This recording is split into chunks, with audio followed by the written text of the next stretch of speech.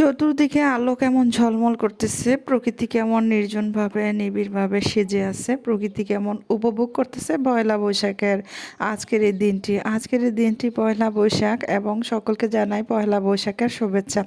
চারপাশটা অনেক ঝলঝল রৌদ্র এবং অনেক আবহাওয়াটা অনেক শান্ত, দেখতে অনেকটা নির্বিল পরিবেশ।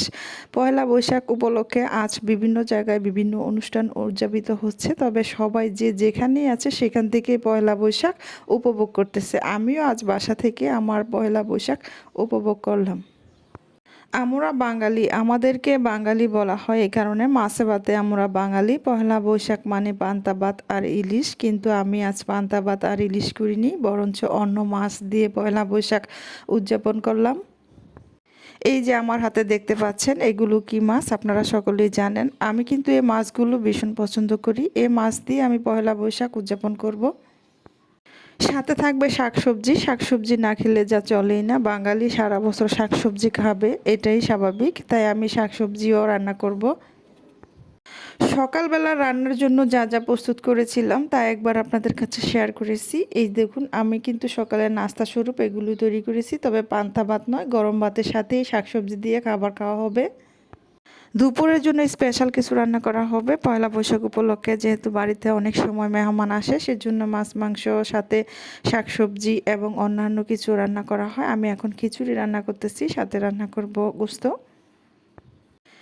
খিচুড়ি বসিয়ে দিয়ে আরেক চুলাতে বসিয়ে দিলাম গরুর মাংস, এবং গরুর মাংস রান্না করব, সাথে রান্না করব পোলাও। শুধু অনেকে খিচুড়ি খাবে তা নয়, কেউ আবার পোলাও খেতে চাবে। অর্থাৎ ঈদের উপলক্ষে যা যা রান্না করা হবে সব কিছুই পয়লা বৈশাখ উপলক্ষে রান্না করা হবে।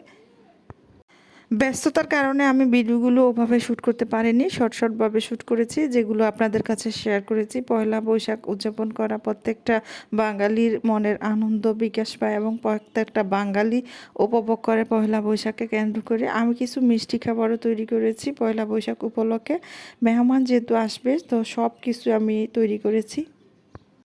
ঈদের মতোই পয়লা বৈশাখ উদযাপিত হচ্ছে এখানে, সবাই সবার বাড়িতে মেহমান আসতেছে এবং বিভিন্নভাবে রান্না করতেছে, মেহমানদের আপ্যায়ন করতেছে। আমি একা মানুষ, প্রচুর ব্যস্ত, তারপরে আপনাদের কাছে শেয়ার করেছি।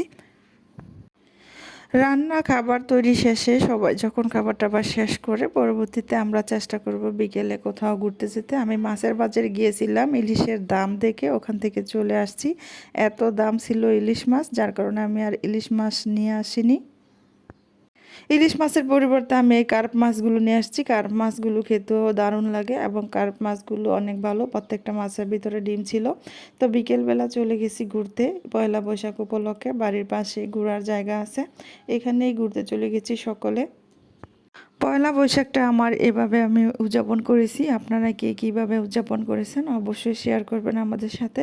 তো সবাই ভালো থাকবেন, আজকের মতো এ পর্যন্তই। সবাই যে যেখানে আছেন প্রত্যেকের জন্য নতুন বছরটি শুভকামনা রইল, নতুন বছরের নতুন দিন এবং প্রত্যেকটা দিন ভালো কাটুক সবার।